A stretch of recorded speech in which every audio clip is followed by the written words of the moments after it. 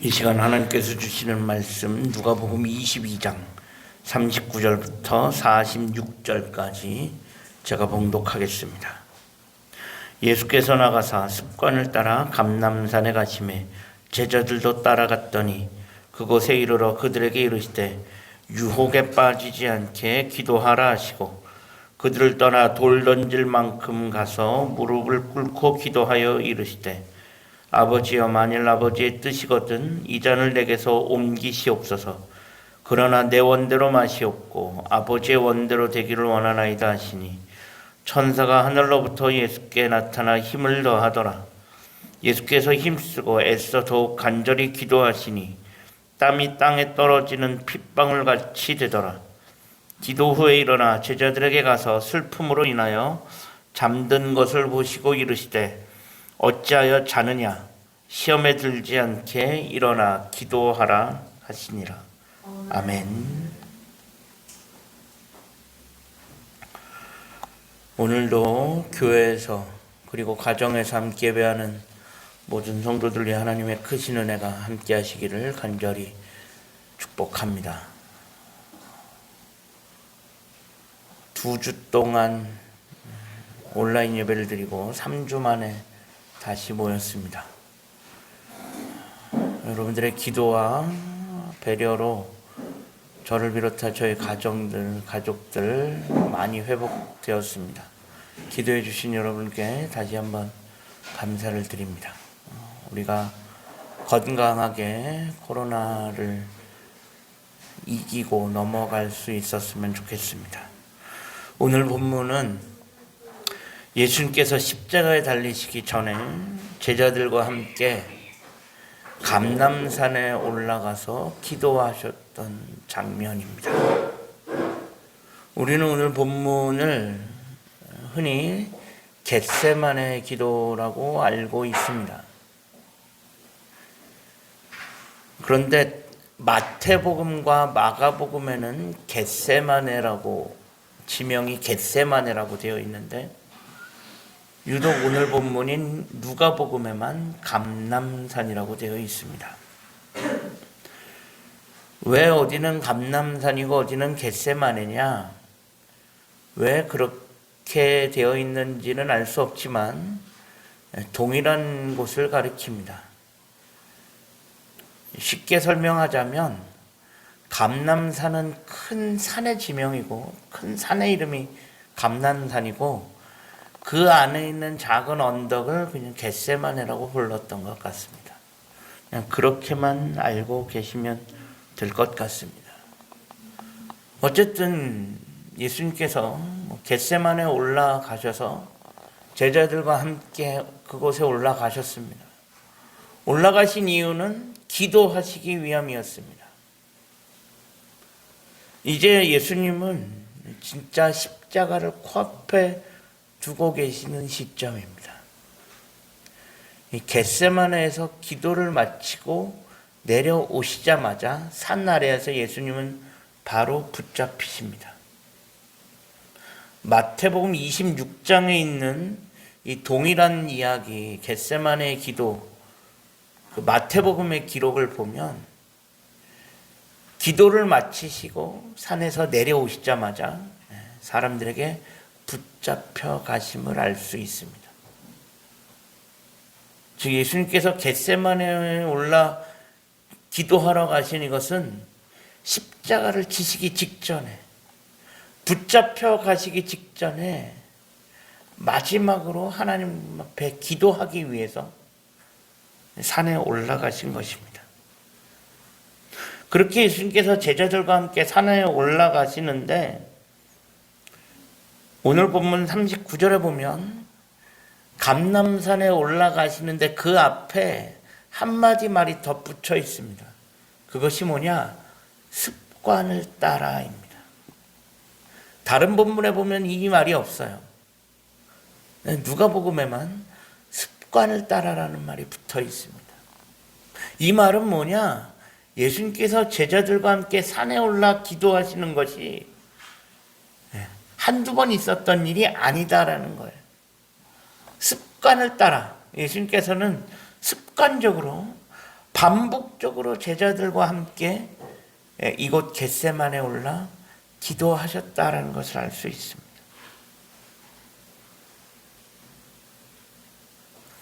예수님께서 제자들과 함께 기도하러 산에 올라가시는 것이 낯선 일이 아니라 아주 일상적인 일이었다라는 것입니다. 여느 때처럼 예수님께서는 제자들과 함께 늘 기도하러 가는 그곳에 제자들과 함께 기도하러 가셨습니다. 그런데 예수님의 마음은 그 어느 때 평소와는 많이 달랐을 것입니다. 왜?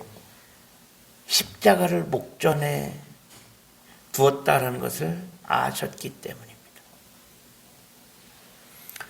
사실 이 겟세마네, 이 감람산은 예루살렘 성전에서 가깝습니다. 예루살렘 성을 빠져나오자마자 있는 자그마한 산으로 그 산에 올라서면 예루살렘 성전뿐만 아니라 예루살렘 성이 한눈에 들어오는 그런 곳이었습니다. 예수님이 붙잡히시기 직전, 십자가를 지시기 전날 밤에 예루살렘이 한눈에 들어오는 바로 그 감람산에 올라서 제자들과 함께 간절히 기도하셨습니다. 이때 예수님의 마음이 얼마나 힘들고 고통스러웠는지 성경은 분명하게 기록하고 있습니다. 근데 오늘 본문에는 겟세마네 동산에 올라 마지막으로 기도하는 그 예수님의 심정이 가장 자세하게 그래도 잘 표현되어 있는 본문이 마태복음입니다. 마태복음 26장 38절에 보면 이렇게 기록되어 있습니다. 베드로와 세베대의 두 아들을 데리고 가실새 고민하고 슬퍼하사 이에 말씀하시되 내 마음이 매우 고민하여 죽게 되었으니 너희는 여기 머물러 나와 함께 깨어 있으라 라고 말씀하십니다. 그리고 예수님께서는 제자들에게서 얼만큼 떨어져서 기도하셨습니다.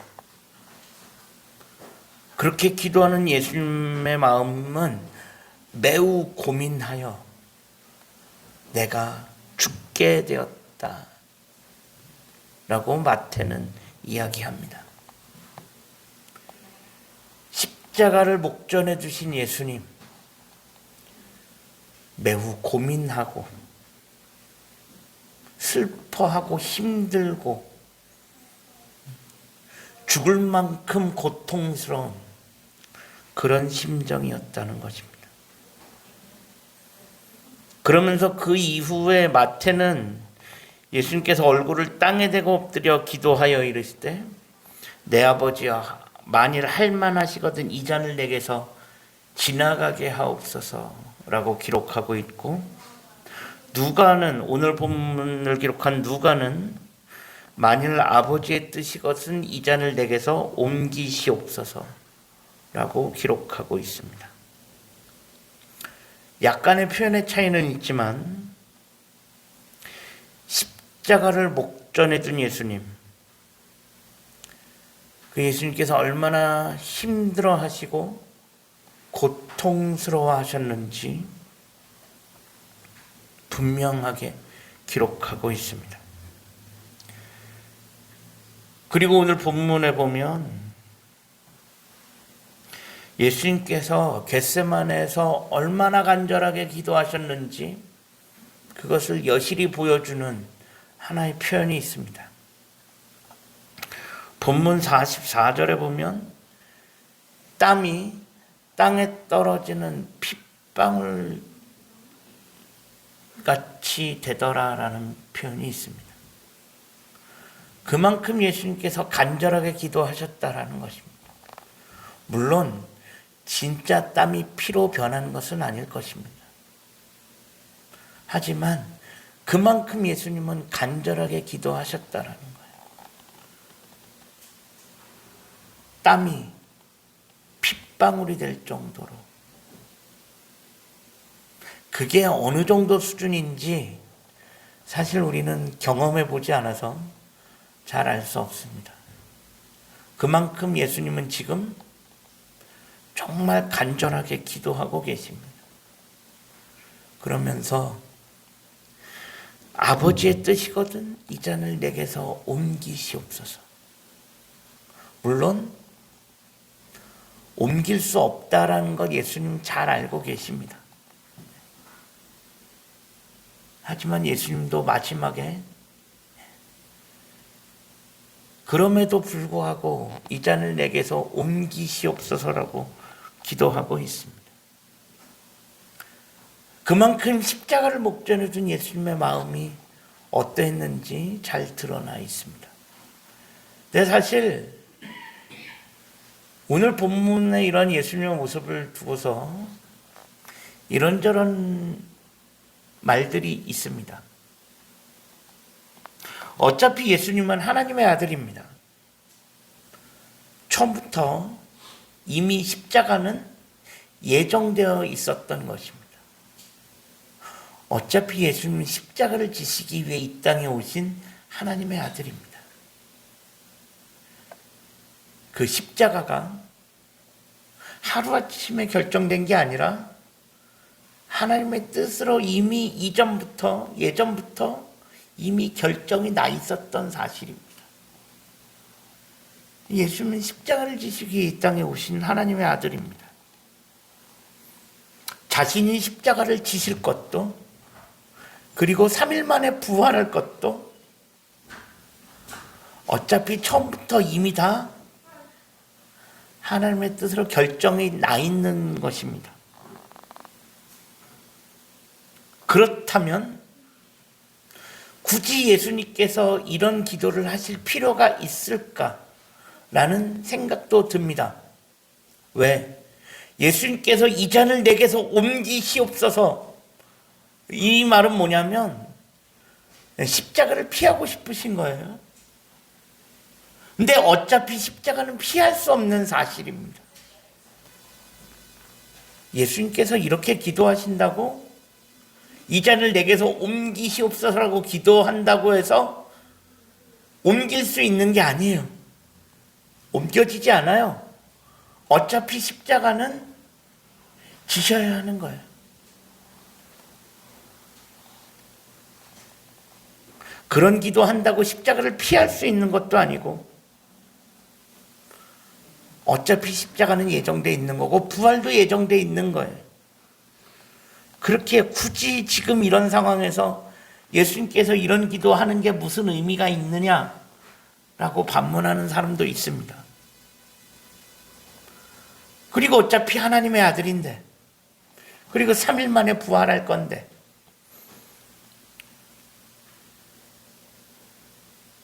하나님의 아들이 이렇게 나약한 모습을 보이느니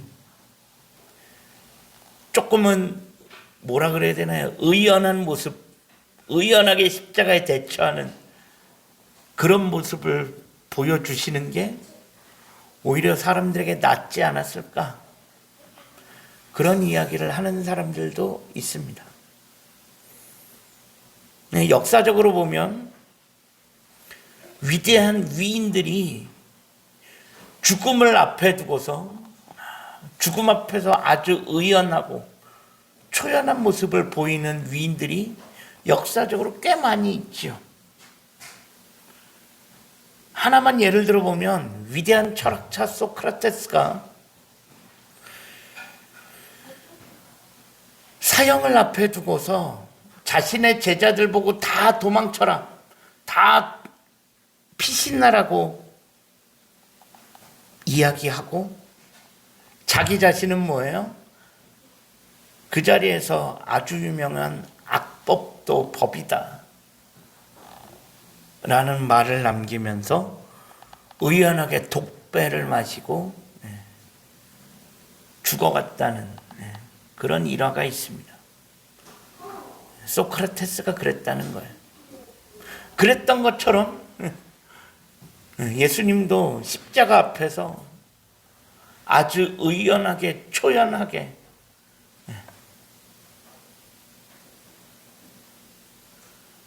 그렇게 십자가를 지는 모습을 보여주셨다면 어땠을까? 그런 생각도 듭니다. 하나님의 아들인데 충분히 그 정도는 할 수 있지 않을까? 그런데 오늘 본문에서 보여지는 예수님의 모습은 뭐예요? 내 마음이 괴로워 죽을 지경이다 라고 말씀하시고, 이 잔을 내게서 옮겨달라 말씀하시고, 십자가의 고난을 피하고 싶어 하시는 그런 예수님의 모습이 우리 가운데 보여지고 있습니다. 여러분들은 이런 모습을 어떻게 보십니까? 어떻게 생각이 드십니까? 정말로 예수님께서 소크라테스처럼 의연하고 초연한 모습을 보이셨으면 더 좋았을 것 같다라는 생각이 드십니까? 사실 저는 제 개인적으로는 오늘 본문에 있는 어떻게 보면 이런 나약하다라고 할까요? 인간적으로 나약해지시는 예수님의 모습이 더 은혜로 다가옵니다. 물론 사람마다 개인 차이는 있을 수 있습니다. 하지만 저는 십자가를 목전에 두고서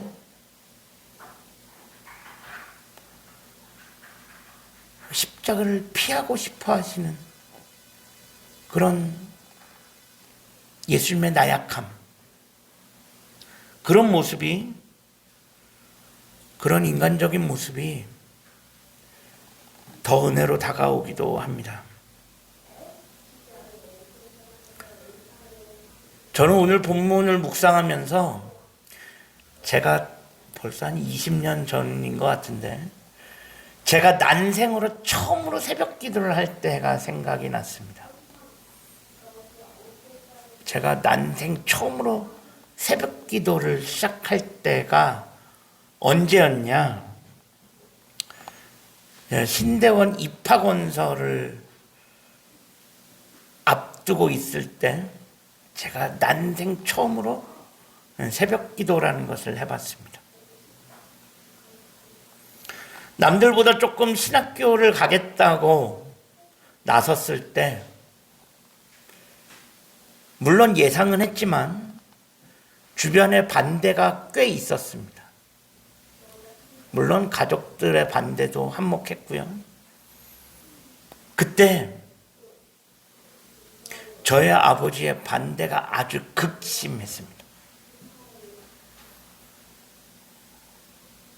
물론 저도 어느 정도는 예상을 했지만, 어느 정도 예상은 하고 있었지만, 소위 이 정도까지라고 이렇게 심하게 반대하실 거라고는 사실 예상하지 못했습니다. 물론 순순히 쉽게 허락해 주실 거라고 기대하진 않았지만, 이렇게 극심하게 반대하실 거라고는 솔직히 예상하지 못했습니다. 그때 제가 아버지한테 그런 말씀을 드렸어요.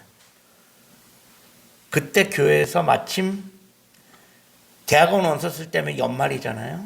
강림절 기간이었던 것 같은데, 그때 제가 불꽃교회 다니고 있을 때인데, 그때 교회에서 강림절 특별 새벽 기도회를 앞두고 있었습니다. 그래서 제가 아버지한테 그런 이야기를 했습니다. 제가 3주간 새벽 기도를 하겠습니다.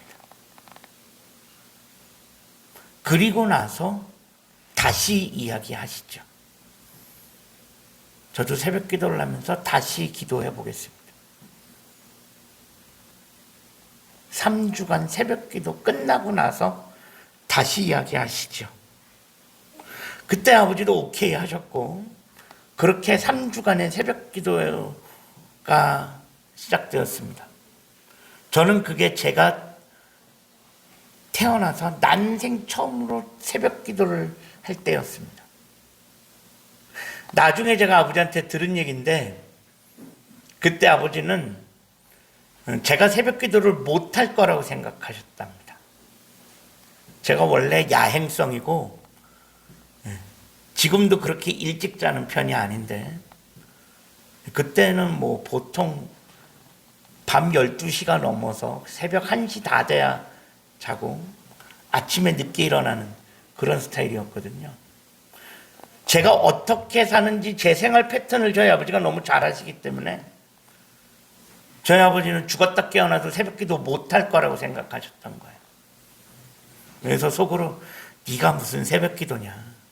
그것도 하루 이틀도 아니고 3주를. 그래서 저희 아버지는 뭐예요? 그래 어차피 너 새벽기도 다 못한다. 그러고 나면 다시는 얘기 못하겠지라는 생각을 하셨던 것 같고요. 제가 그때 난생 처음으로 새벽 기도회를 시작했고 3주간의 새벽 기도를 제가 다 했습니다. 저희 아버지는 3주간의 새벽 기도를 다 할 거라고 전혀 예상하지 못하셨고 당시 새벽 기도가 5시였거든요. 5시 새벽 기도 하려면 4시 반에는 일어나야 했어요. 그런데 저는 그 새벽 기도를 다 했습니다.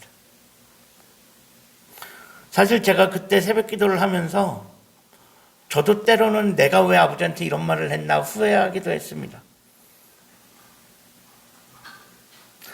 근데 그렇게 제가 3주간 새벽 기도 하면서 저도 다시 한번 고민하고 기도하고 한편으로는 저에게도 그런 생각이 좀 있었어요. 그래. 이게 잘하면 나도 피할 수 있는 핑계가 될 수도 있겠다. 제가 그때 하나님 앞에 기도하면서 그런 기도를 했습니다. 하나님, 아버지께서 허락하시면 저 신학교 안 갑니다. 저를 신학교 보내시려면 하나님께서 알아서 아버지를 설득하시던가 알아서 해주시면 가겠지만 그렇지 않으면 저는 안 가겠습니다. 어떻게 보면 아버지의 반대가 저에게 있어서 약간의 핑곗거리 아닌 핑곗거리로 작용했었던 것 같습니다.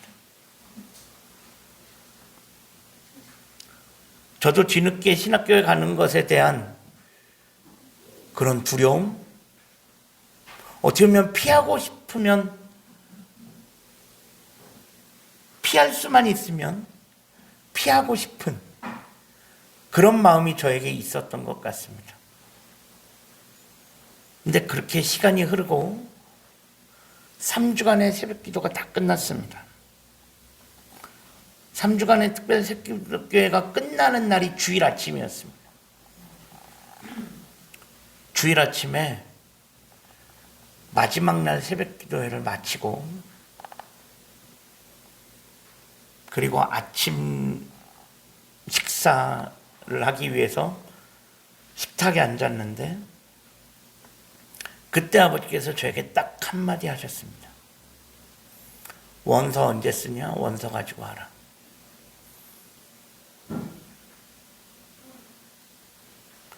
그때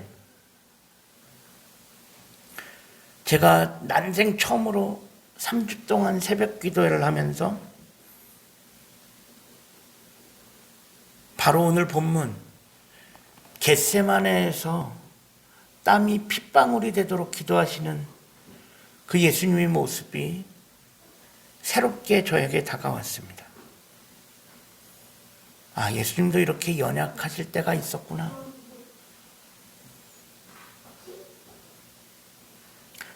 어떻게 보면 예수님의 그 나약한 모습이 저의 마음을 움직였습니다. 그래, 내가 목회하다가 조금 나약해져도, 조금 연약해져도, 쓰러지고 넘어져도 예수님도 이해해 주시겠구나, 그런 생각이 들었습니다.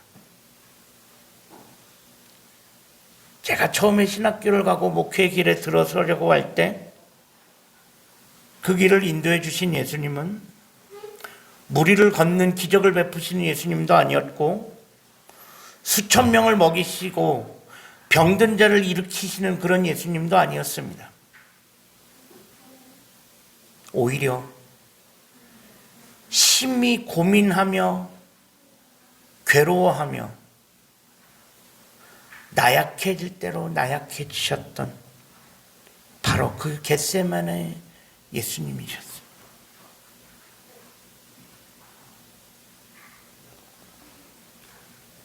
우리 예수님은 바로 이런 분이셨습니다. 그렇게 겟세마네를 내려오신 예수님은 내려오시자마자 사람들에 의해 붙잡히셨습니다. 겟세마네의 기도는 이처럼 예수님의 마지막 기도가 되었습니다.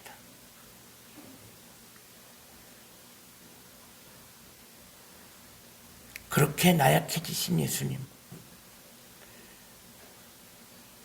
예수님도 그렇게 힘들고 나약해지실 때가 있었습니다.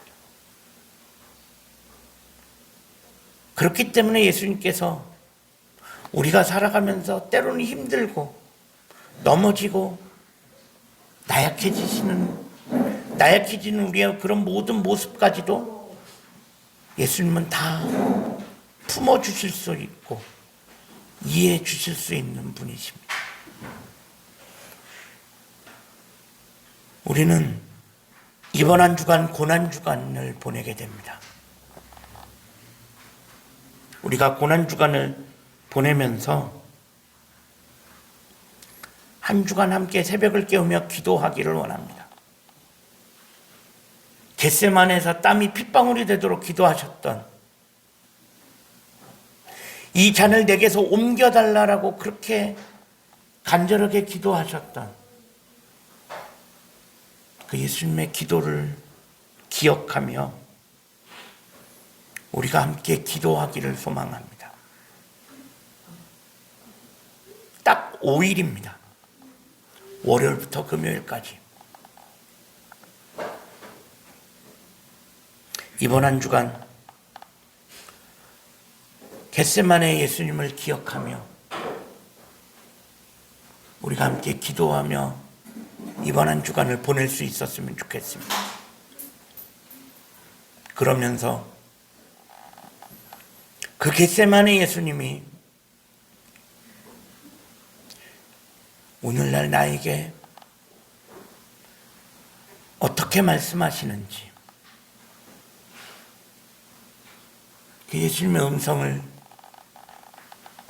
들을 수 있는 이번 한 주간이 되어질 수 있기를 소망합니다. 땀이 핏방울이 되도록 기도하셨던